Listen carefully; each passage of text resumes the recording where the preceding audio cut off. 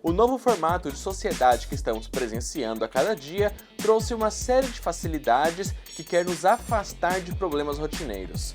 Entre os vários conceitos está o de Smart City, que trata das cidades inteligentes, automatizadas e gerenciadas por softwares que contam cada vez menos com a ação humana. Aí é que entra a proposta de estudantes do Instituto Federal de Mato Grosso do Sul com um projeto de otimização do sistema e das tecnologias da iluminação pública, o POST-IP. A ideia é controlar todas as lâmpadas e postes por meio de um grande sistema integrado controlado por uma interface web que revela, entre várias coisas, até a intensidade de uma lâmpada. A gente pode controlar a intensidade da luz a partir de várias variáveis do ambiente. Então, se eu tenho, por exemplo, a temperatura, a umidade e pressão, eu posso verificar que está chovendo sem necessariamente ter algum indicador de chuva, de pluviosidade. Então a gente pode falar assim, está chovendo. Normalmente, quando está chovendo muito, o tempo está mais nublado. Então eu preciso de uma intensidade luminosa maior. E a ideia é que a gente possa, pelo sistema, aumentar a intensidade ou diminuir, ou até mesmo desligar mesmo a lâmpada, se houver necessidade.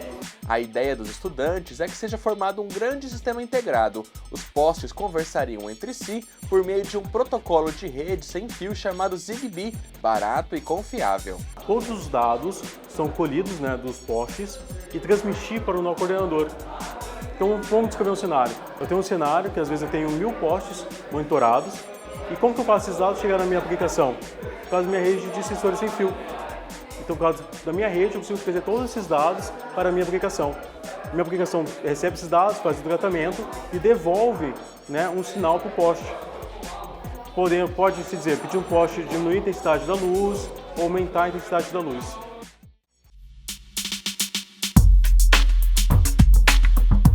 Lucas Nudo de Araújo está no ensino médio técnico do Instituto Federal de Mato Grosso do Sul. Em 2016, já entrou em um projeto de iniciação científica sobre automação aplicada à agricultura. Foi medalhista de prata na Olimpíada Brasileira de Astronomia e Astronáutica e levou um ouro na categoria estadual da Olimpíada Brasileira de Física. Lucas, muito obrigado pela sua participação. Eu que agradeço, Thiago, pelo convite de estar aqui hoje. Legal. Lucas, para a gente começar, de onde surgiu essa ideia de poder controlar a iluminação pública? Essa ideia surgiu, na verdade, num voo, quando a gente estava saindo de um evento de computação que falou muito de cidades inteligentes, Big Data, Internet das Coisas, em Florianópolis, no ano passado. Conversando entre a gente ali, a gente começou a pensar em algumas questões que a gente não pensaria se tivesse outro momento. E como a gente estava meio inspirado, a gente levantou alguns questionamentos, por exemplo, tem necessidade de todos os postes de Campo Grande estarem ligados às 3 horas da manhã? Ou como que eles medem quanto que tem que pagar da conta de luz dos postes? Como que é feito esse processo? E daí a gente começou a conversar, as ideias foram surgindo e quando a gente chegou de volta aqui em Campo Grande, a gente viu que a gente poderia ter uma linha de pesquisa muito rica a seguir. E é assim que surgiu essa ideia de pesquisa. Bom, é você, eu, o professor Luiz Fernando Lomba, o meu colega de classe Pedro Henrique e meu outro colega Cleiton Goulart.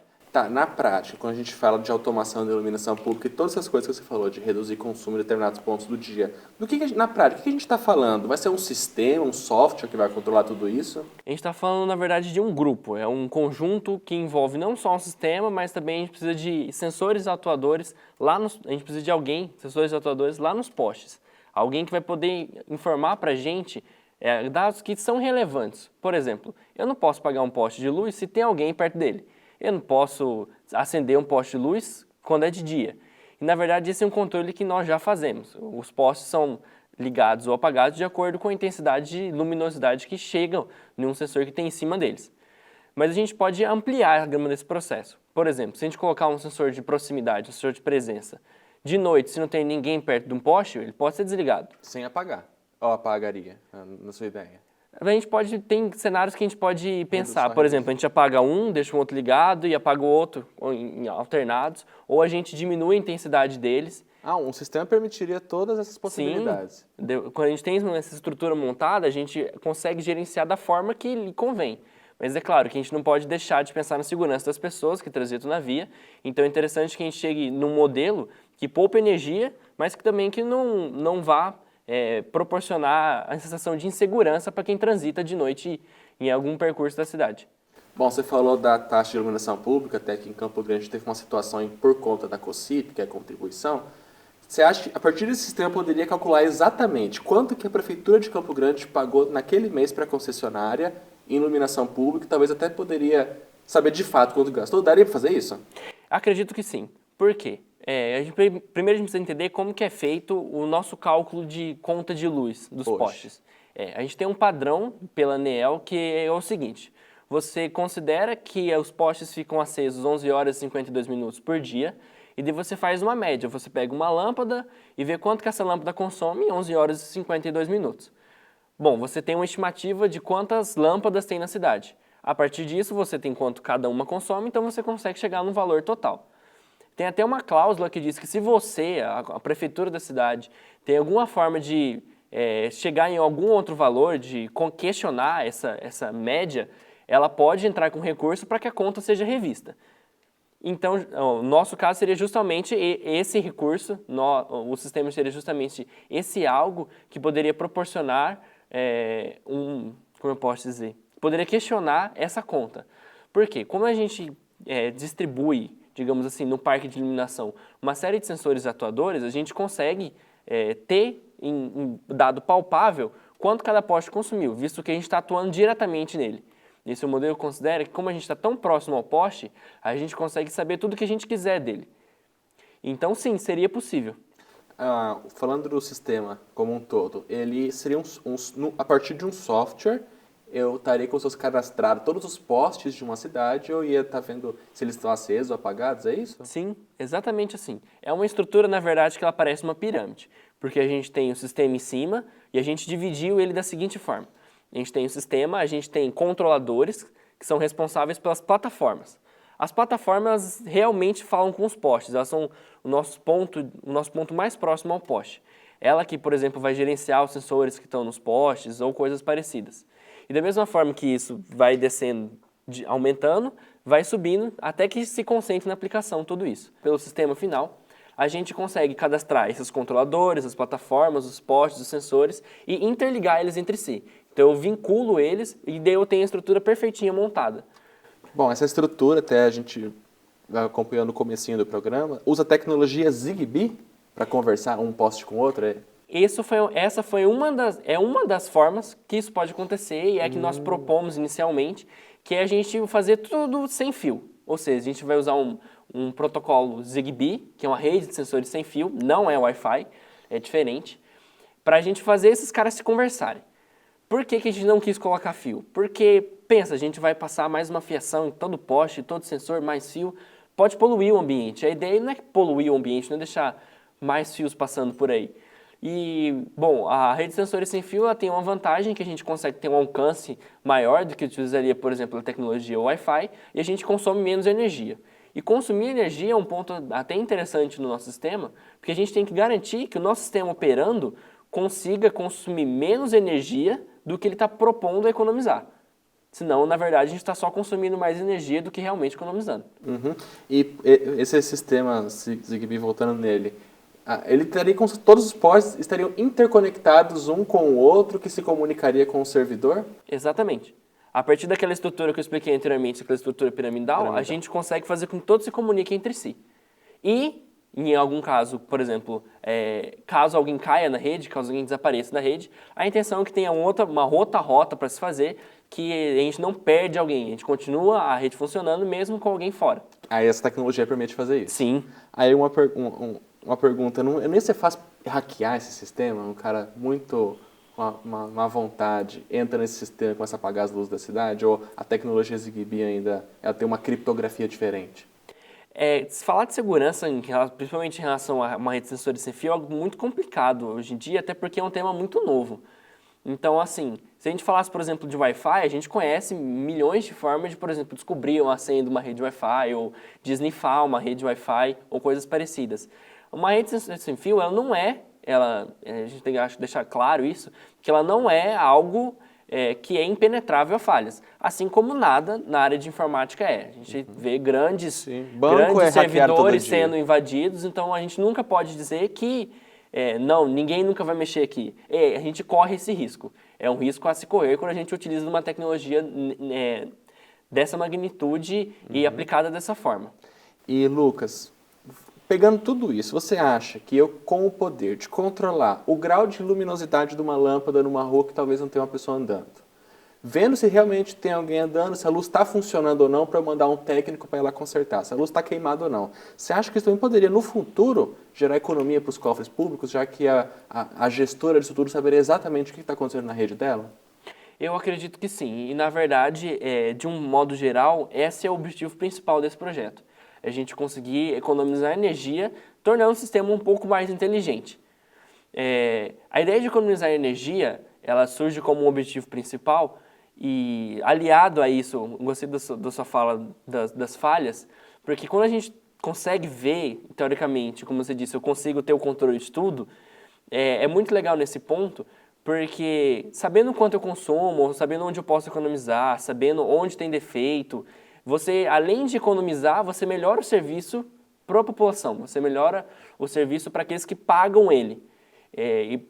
Não é muito difícil, por exemplo, você chegar num bairro de periferia aqui da capital, ou até algumas regiões do centro aí, se deparar com um lugar mal iluminado, com postes apagados.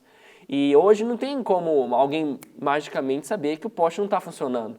É preciso que se faça uma vistoria, que alguém passe lá, olha, esse poste não está funcionando, ou que a população reclame, mas ainda assim não é um negócio que se faz por si só. Ele precisa de pessoas ainda.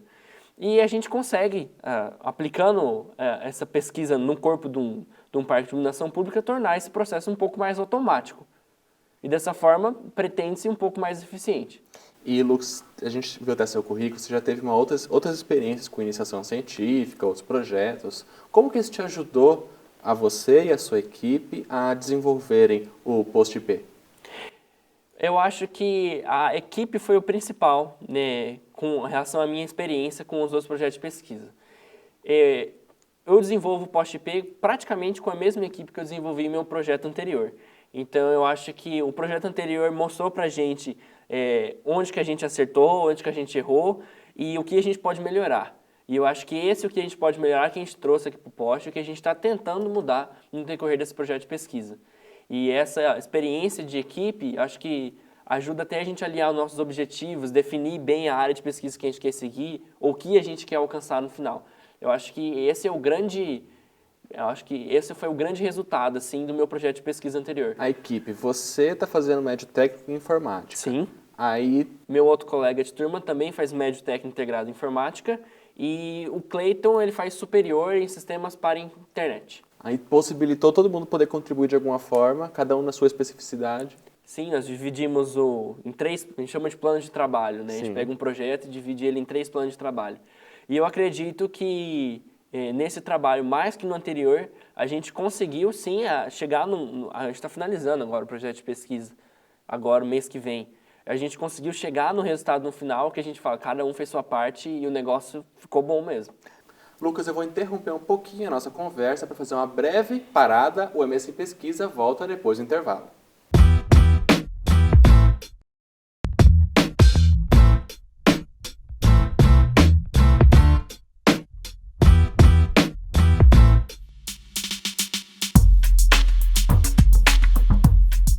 Lucas, você acha que a pesquisa de vocês vai ter dificuldade de mais para frente colocar ela em prática, implantar num bairro, numa instituição como o IFMS, por exemplo, uma cidade inteira?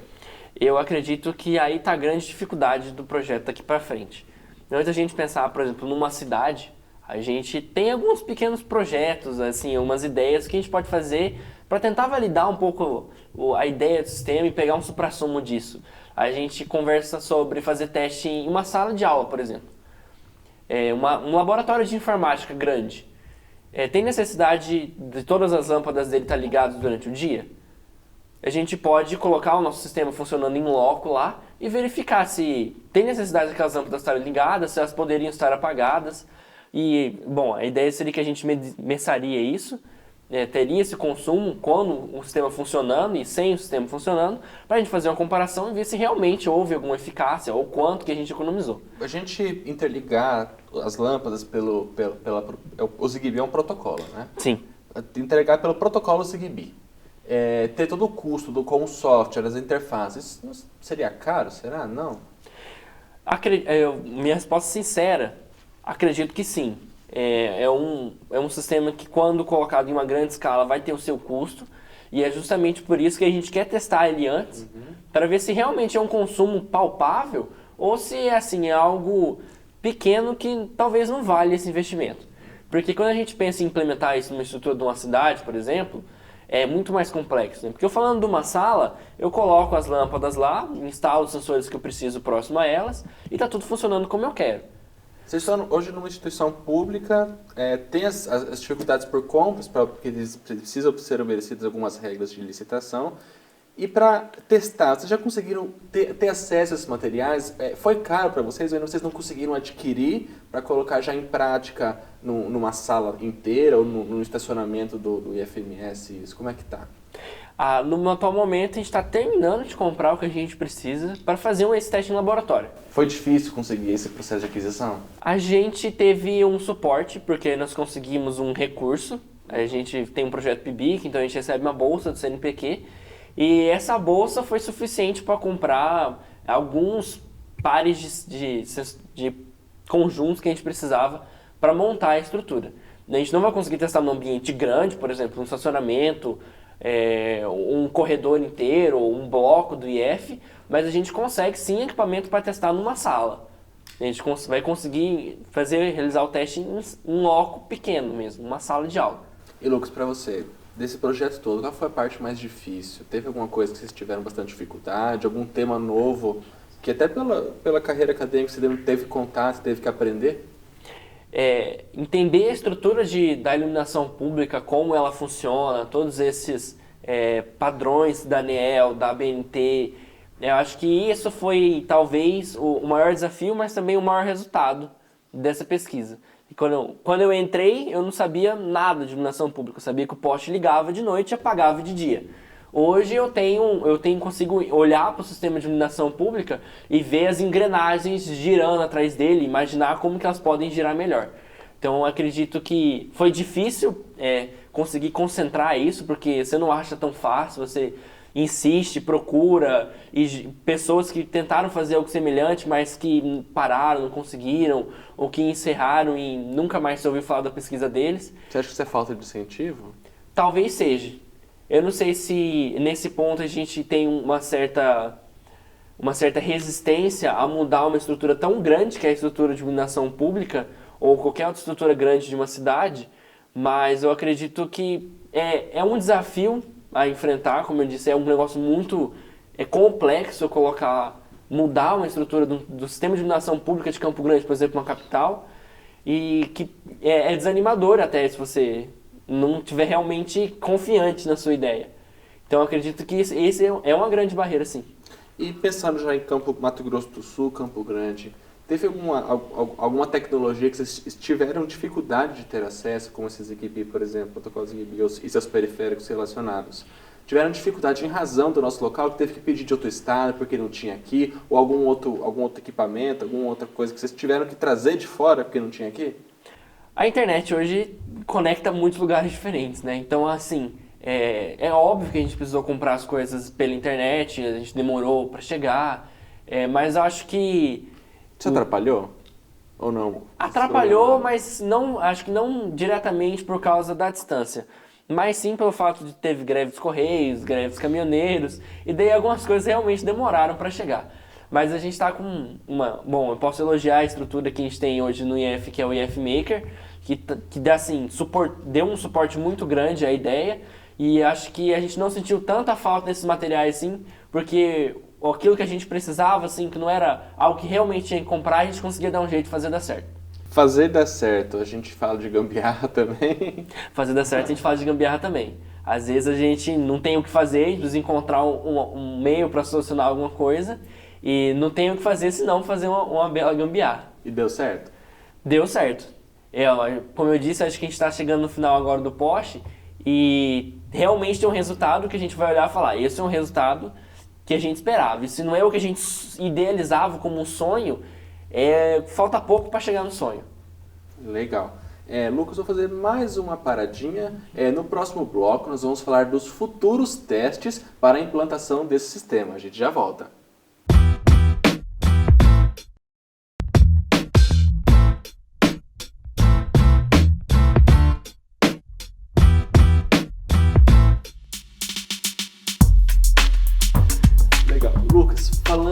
agora de aplicabilidade. Vocês pretendem testar isso lá no campus do FMS? Sim. Acho que, na verdade, é o último objetivo agora para a gente realmente finalizar a pesquisa. É a gente terminar de adquirir os materiais que a gente precisa e aplicar de alguma forma, nem que seja numa sala de aula, um ambiente fechado, a gente aplicar esse sistema e comparar os dados coletados com ele operando e sem ter ele operando, para a gente conseguir ter uma base para falar, olha, com o sistema operando eu tive um consumo X e sem o sistema eu gastei 50% a mais, ou X% a mais.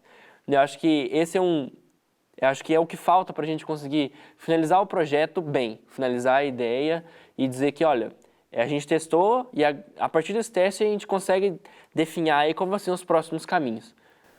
Até porque vai ser a partir desse resultado porque não adianta de nada implantar um sistema desse e depois o sistema em si gastar mais energia do que sem o sistema gastava, né? Essa é uma preocupação muito grande e, bom, quando a gente fala em custo, a gente tem que botar muita coisa na conta, né? Porque talvez a gente esteja desconsiderando os custos de implantação, ou não só eu falo de custo de comprar material, mas custo de implantação, a logística de implementar, por exemplo, mudar numa cidade e sair colocando sensor e coisas por aí, não é um negócio que você vai fazer sem ninguém ou do nada.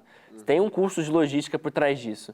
Mas quando a gente acaba colocando esse custo de logística, essa parte de gerência num contexto que a gente olha como se fosse uma Smart City, a gente vê que é algo que compensa.